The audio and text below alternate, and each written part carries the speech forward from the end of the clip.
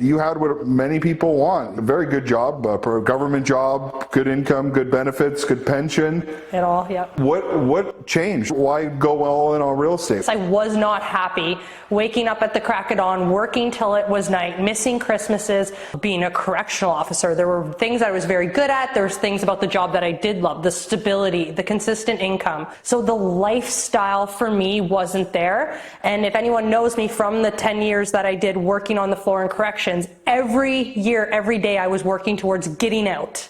And to me, that signified that I wasn't in the right field. I wasn't where I was supposed to be. Don't let the pretty faces fool you. Terri was in the men's prison. Yeah. Don't mess with her. And I don't live a life I need a vacation from anymore. I honestly live the best lifestyle. And I mean, I live in Grand Bend, so like who doesn't have a great lifestyle there? But I created that, right? And I want to keep living that. So that motivation to keep that is huge. I literally don't even want to go on vacation because it seems so much more stressful to drive into the city, to pack my bag, get on a plane when I live at the beach.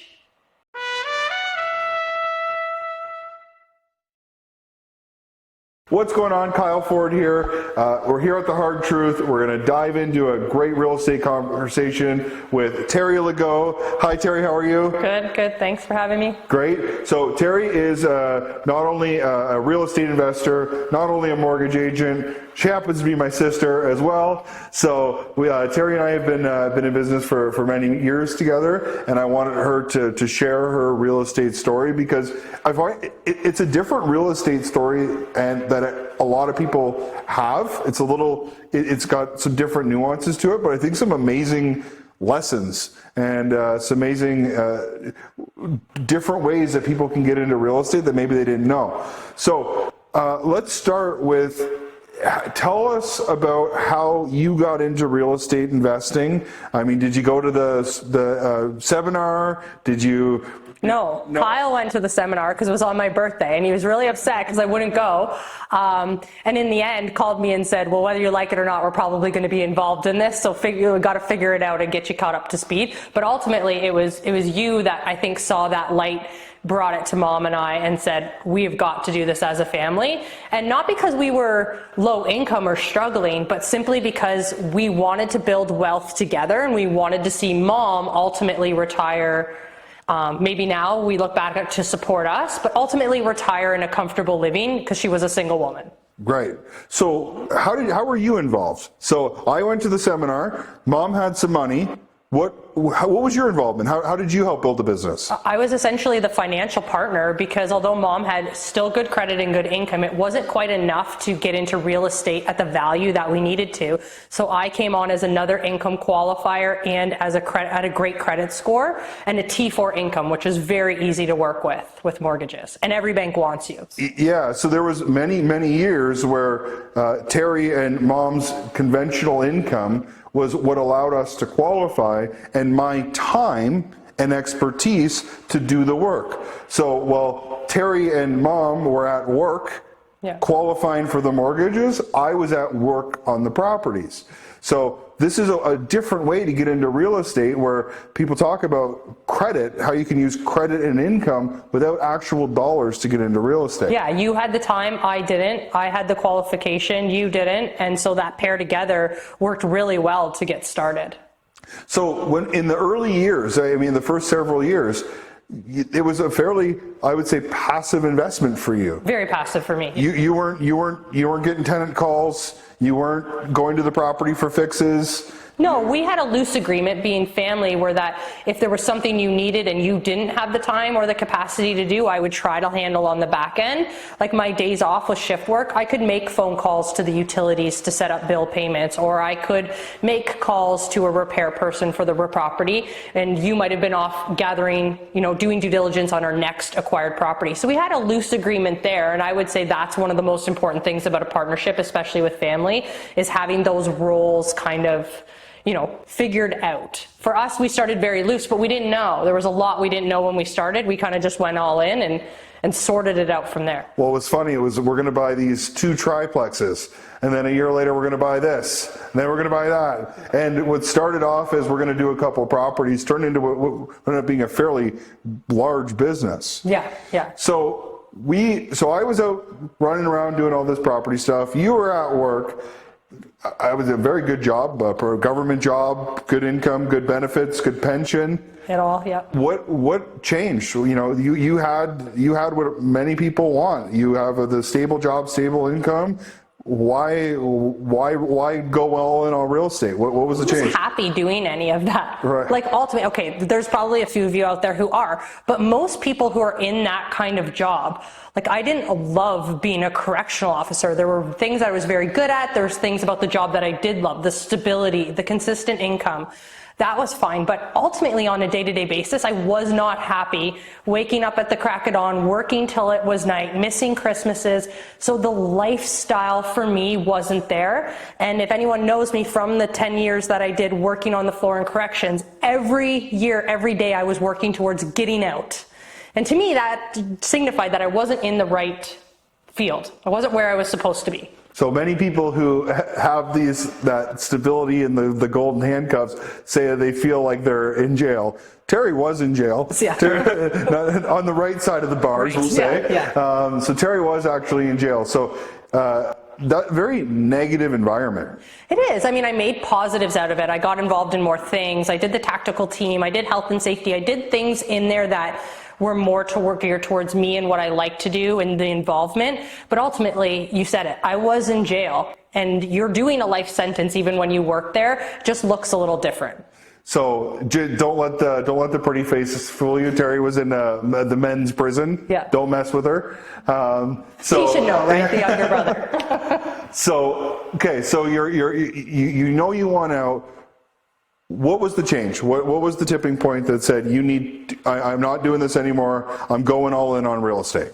Well, I think you on the back end were always like in the back of my mind of this is not just for mom's retirement. This is also because my sister works in a jail, and you didn't really like the thought of that either. And who wouldn't, right? Especially a female in a male jail. It's not the most comfortable place to be. But ultimately, I always search for that happiness.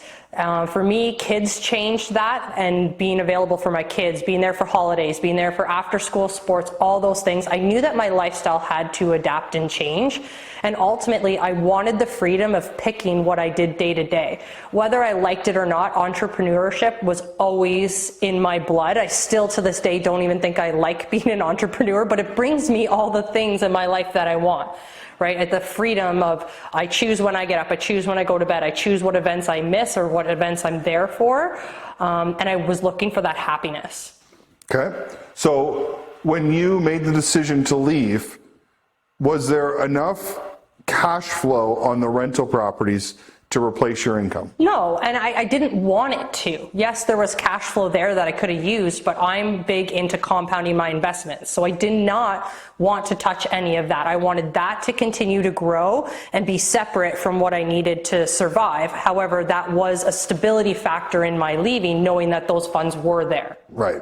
So and I think this is the biggest myth is we go to the workshop, we go to the seminar, and we say, okay, so I need $5,000 a month, isn't helicopter and Ferrari money, but that's enough to pay my bills. So if I can buy 10 duplexes that cash flow $500 a month, that's $5,000 a month. But I think for many real estate investors, specifically here in Ontario and in Canada, we've recognized that $500 a month in cash flow really needs to stay in the business. Yeah. We can't be extracting that from the company. We need to keep it into the properties and make sure that it's going. So this is where I think many people are making the big mistake when they're leaving that cushy job, that comfortable stability.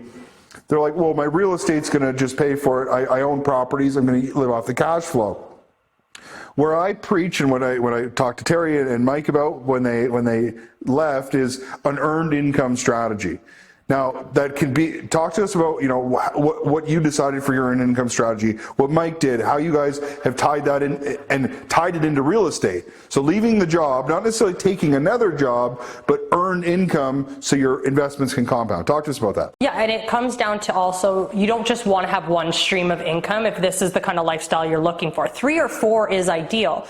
You're not necessarily going to have 3 or 4 lined up when you're ready to make that move, which is why that investment income on the back end is helpful to have. It's a security in it. But if you can strategize at least one way that you can make an income, that's when I decided to jump, and Mike as well. We both had that one stream of income that we were going to build, and from there we've built 2 or 3 from that, and it's evolved based on what we were doing. So with opening our property management business, Mike started to discover services that we didn't have when we needed them with the rental property. So that's pest control or extermination, and that was something he already kind of did on the side, and now is doing that through our property management business, which is now a separate source of income for him. For me, that was mortgages, and that was really pushed through you saying, I think you'll be good at this, I think you can do it, and I can help you. And then from there, it's funny how when you put your mindset out there and you put things out to the universe that you want, that they've come. And I've had corrections kind of come full circle, and now I'm working part-time in a capacity for, not corrections directly, but for a college where I have another source of income now. And all of that income comes at my flexibility and my schedule. And so one thing too is that mindset. If you make that full leap and that full jump out, but you don't have that growth mindset or that ability, that resiliency, stuff will start to shut down on you. And I noticed that happening to me, and I had to snap out of it right away and start having that mindset, that abundance mindset, and go out looking for opportunities that also made sense for who I was, what my skills were. And I think that gets hard for people who are stuck in that rat race, is you start to lose sight of what you're good at, what you can do, what you want to do, because you're just doing that all the time. And I think it's something that we've learned together, is we have a lot in common and a lot very different. Mm-hmm. And I'm a ready, fire, aim guy. Like I just go. I know I'm going to figure it out. I know I'm going to be fine. But you're more structured. Oh yeah. You need. I go to step 5 and rewrite 4 to 1. You want to go 1, 2, 3, 4, 5. So as a real estate investor, there's no right or wrong answer. Everybody has success in different ways. You want more structure in it, but you found a way to find multiple streams of income and create the structure that works for you. Yeah. You said to me, I don't know if you remember this, at one point when I had first left, I was talking to you about like my reservations, the things that I was nervous about, and you're like, Terri, if you jump, the net will appear. And I literally said, like, Kyle, I can't jump without a net. That doesn't make sense. Like, would you jump out of a plane without a parachute? And you're like, just trust me. And I literally that day in my mind visualized myself just jumping and a net appearing, which is Kyle's solution. The net will appear. But it did. And every time now I have that reservation, I just have that mindset of jump and a net will appear. And if for me, that visualization is really huge, but it really does come with what you put out to the universe and the hard work, that because you can't just put it out to the universe. Hard work has to follow. There is some structure involved if it's a business plan you're writing down, but those are skills I never had to have in my previous income, right? They just all I had to do was show up. I was a number, and the paychecks would come. I want to ask you a question, because you came from a world that had instructions on how to put the salt and pepper on the table. You like that one? I like that one. Kyle, they down to the wire, they tell me how to issue salt and pepper. How have you adapted and changed to a world that doesn't have that same structure? That's a good question. I think I'm still actually adapting. Yep. It's an everyday thing, but the motivation to continue is what's there, and a lot of that is my lifestyle. I honestly live the best lifestyle, and I mean, I live in Grand Bend, so like who doesn't have a great lifestyle there? But I created that, right? And I want to keep living that, so that motivation to keep that is huge. And I don't live a life I need a vacation from anymore. I literally don't even want to go on vacation because it seems so much more stressful to drive into the city, to pack my bag, get on a plane when I live at the beach. And so I think that when you get stuck in those jobs in those major cities, it seems so hard to leave, but there is a life beyond those borders. It's not going to come to you. You got to go seeking it. I love it. I love it. So let's dive into the one thing that we've talked about before. We've done some videos on it, and this is one of the major things that stops people from doing all the things that you've talked about, and it's the pension. Oh yeah. It's the pension. It's the guaranteed income. Talk to me about, I guess your thoughts and feelings of going through this, and then the math. of what happened. So you cash out your pension. Yeah, so it came with a great pension. I had done 15 years in corrections total, so I had about $140,000 that if I had left it with them, I wouldn't have been able to touch till I was 65, so it was going to remain locked in for quite a bit. And then at 65, I was going to have about $15,000 a year, which wasn't going to cut it. So I took, on my paperwork, I think it was option 2, which was to cash out and put into a LIRA. So does that mean you put the cash in your pocket? No, that means it's locked into a registered retirement savings fund, but it's called a LIRA. But it's not tied to the employer anymore. It is not tied to the employer. They don't contribute. It's separate. And you control the investments that you do now. That's correct. Okay. Okay. So if it's locked in there and I do nothing with it, it'll only ever remain as it is. But that wasn't the plan, obviously, and we had discussed this beforehand, what our plan was, and that was to continue private lending. We've been lenders and we've been borrowers within the network, but for me, this was the first sort of registered funds that I was going to lock away for a long period of time in an investment that would compound and grow a lot. So if you stuck with, if you left it there and left the job at 65, you get $15,000 a year. Yeah. You've self-directed it now and you're investing in private mortgages. Yeah. And you now have a new projection at 55. Yeah, so earlier. 10 years earlier. Yeah. At a more conservative rate than you're getting right now. Yeah. I believe you're at 14 right now and we've done the projections at 10. 10, yeah. Right? So 10 years earlier at 55 years at a more conservative projection than what you're actually getting, what is your monthly income at 55 years old? So, not monthly, but yearly, yeah, annually, about $75,000, and that's not touching the principal portion. That's living strictly off the interest, and I'd have about $750,000 amount within that LIRA or that registered savings fund. And I think that's so powerful, guys. Let's dive into this. So at 55 years old, 10 years earlier, she's generating $60,000 a year more in income, and your 2 children, yeah, my godchildren, Hunter and Emmett. If it was in the pension and Terri passed away, the kids basically get nothing. Yeah. But when it's in a LIRA, you can name your beneficiaries or roll over to your spouse. Now, it would still be taxed, and there would still be like dollars that come off of that. They wouldn't get the full $750, but the benefits to taking control of these pensions when you're leaving the employers and investing in them in private lending can have a substantial impact. It gives us still full control. However, I write it in that whether, if they're under 18 and it goes to you and you decide however that is, way more control over passing it down to them. Yeah. Wonderful. Thanks for coming on, Terri. We're going to put your contact information down on here. If Terri's message resonated with you and you're working that job, you have that pension, you're a little bit nervous, yeah, reach out to you. Yeah, no, absolutely. I'm an open book and I'll share what I've been through, the reservations, what it feels like, because most people go on paper, okay, this looks, but what does that feel like? I think that's really who my major clients are, who I want to help and assist, because I've been there, I've done it, and I know what works. It's funny, and I probably shouldn't go on this tangent now, but I will. When we had an Airbnb together, we managed it together. When people would message me like, what do I need to bring for the family for the weekend? I'd be like, I don't know, some burgers and some chips.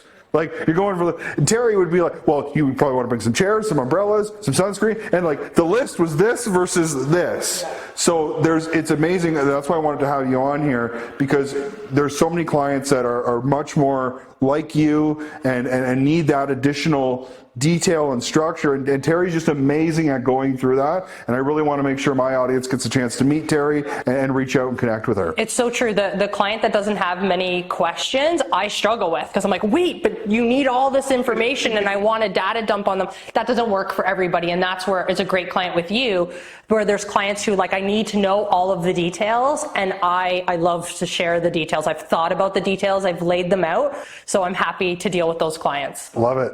Love it. Well, thanks everyone for tuning in. Looking forward to seeing you on the next one. Yeah, thanks for having me. Yeah.